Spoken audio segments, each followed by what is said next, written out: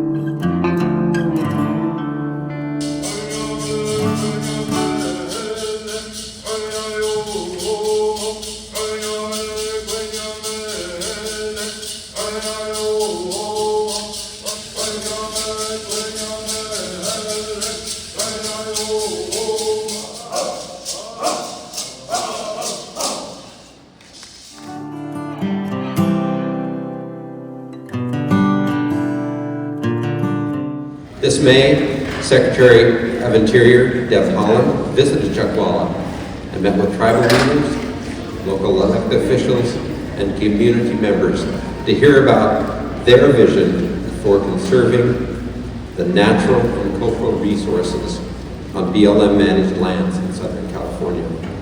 Today's public meeting responds to requests from local, county, state, and tribal officials, as well as the pending legislation in Congress calling for the protection of the landscape by establishing the Chuckwalla National Monument. I would like to introduce our Deputy Secretary of the Department of Interior, Lori Daniel Davis.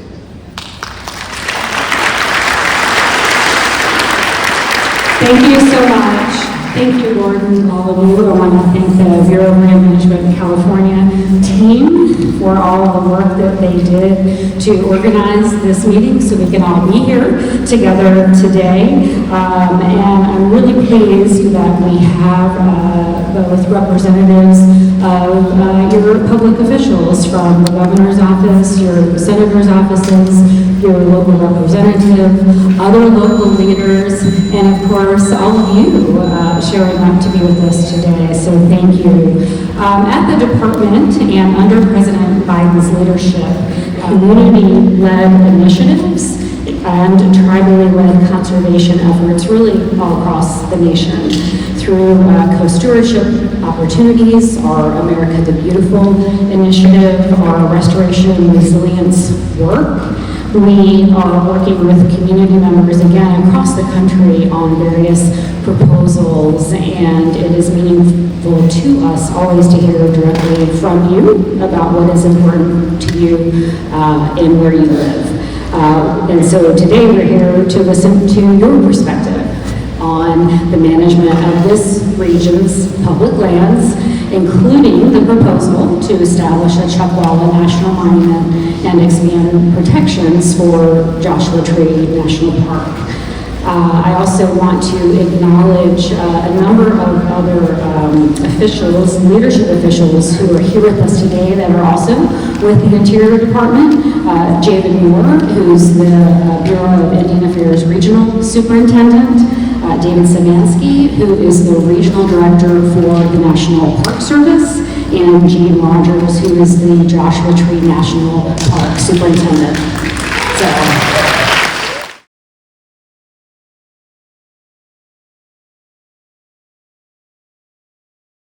Thank you for coming and listening to us. My name is Ron Kluber, President of Public Lands for the People. We are committed to multiple use of public lands for everybody, and I believe that there are some uses that have not been covered here today.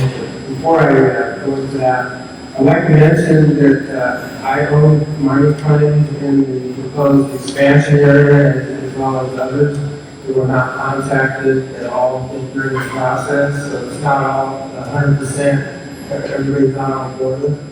I do love that land. I grew up out here in the desert. I've spent many visiting trips out in the desert. I love it, and I think it needs to be protected, but also it needs to be protected with balance.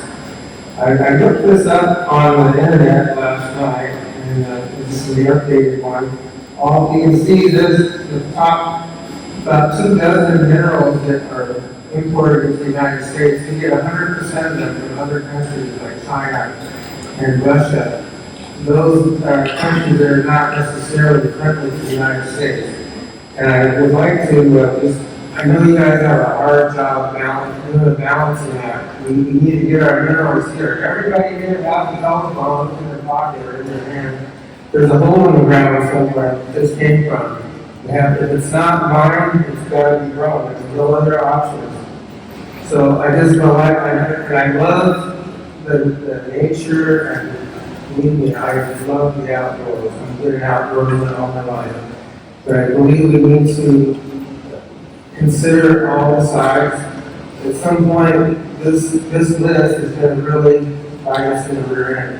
You know, we have minerals, they're here, but we're locking up too much land. We need to save some for mining. And I know today is Flag Day. We have not said the Pledge of Allegiance. I would like to lead us in the pledge if that's okay.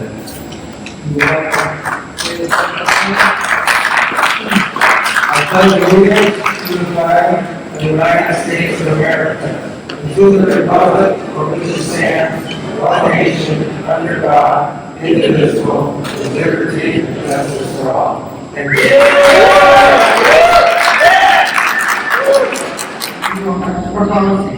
How can you, Congressman Reeves, and all the others here today, justify this expansion and cost everyone here, not just in terms of dollars, but lost enjoyment to our desert?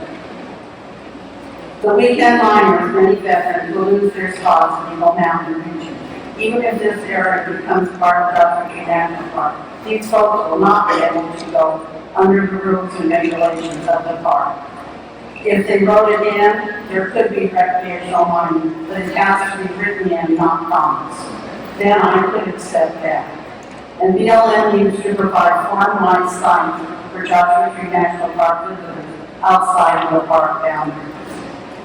The development to the east of the Chuckwalla Valley through the Palo Valley will be stalled, if not totally stopped. I think this is a form of prejudice, not allowing a way for this desert to truly bloom with reasonable housing and amenities, with utility for the community that need to be built to accommodate the desert visitors, and the continued visitation by the interstate travelers. Creating areas for reasonable growth is very important for those of us in the world today. Not for yesterday, but for today and our future generations. Isolating the desert for just a few and more people is not reasonable. We must plan for all our futures. Remember, if it isn't grown and long, we cannot exist in this world. I don't think artificial intelligence will make this happen. Shutting down 700,000 acres of land in Southern California is a big no to us. Thank you.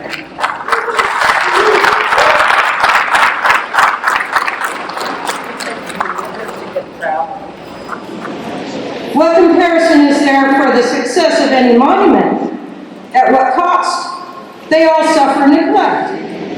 The East Fork San Gabriel River Monument is an example of failure when you see the neglect of the ecosystem that happens because of making it a monument. Every time we go there, and we do love to go there, the trash, garbage, toxic metal waste everywhere is disgusting. We always end up hauling out multiple large trash bags, lawn size, of toxic garbage. It is just the government owning and controlling the land that belongs to the people.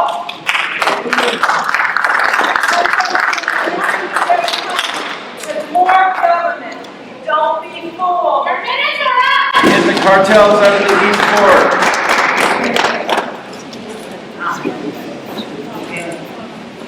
Hello everyone, my name is Dustin Drake and I'm part of First Class Miners. We strongly oppose the expansion of the Chuckwalla National Monument and Joshua Tree National Park.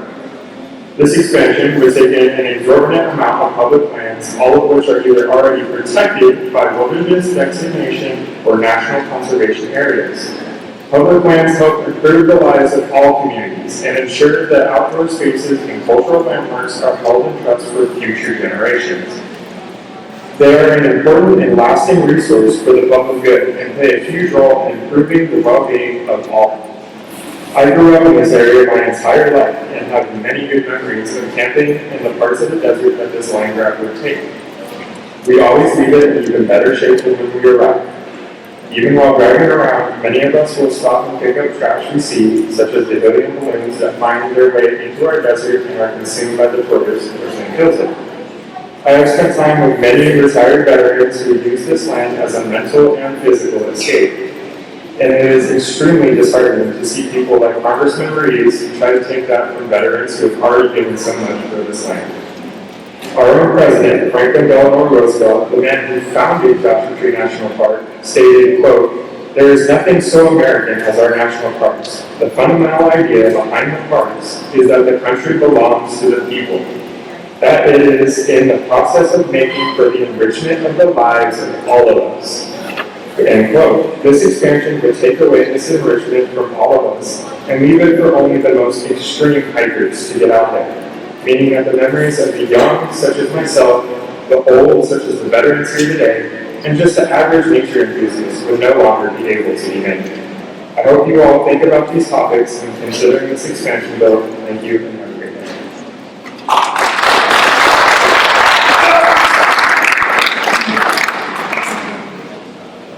Was that a show or what? Well, hey, my name's Ian Weeks. I'm the Republican nominee running against Raul Ruiz for U.S. Congress, and just out here to, I'm an outdoorsman. I believe that nature is a gift from God, and that we have an obligation to be good stewards of it.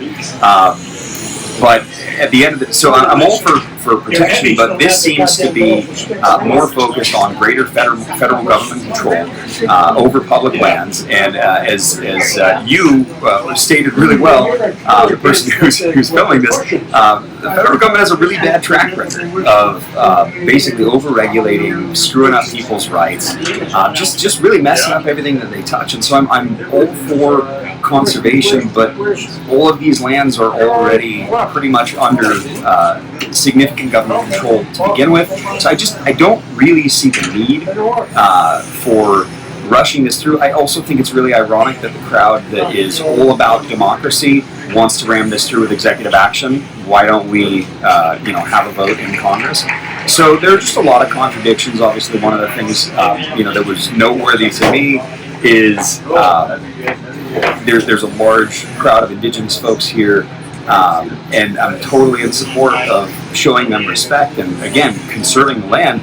But I do find it a little bit ironic that the federal government of the United States has a long track record of manipulating, misusing, straight up lying to, and disenfranchising Native people. So it strikes me as ironic that large numbers of Native people are clamoring to give nearly 1 million acres into total U.S. federal government control. That just seems like, hey, maybe we should stop and think about that. So just some thoughts that I'm grateful to have the opportunity to share with you, and thanks for giving me the opportunity to do so.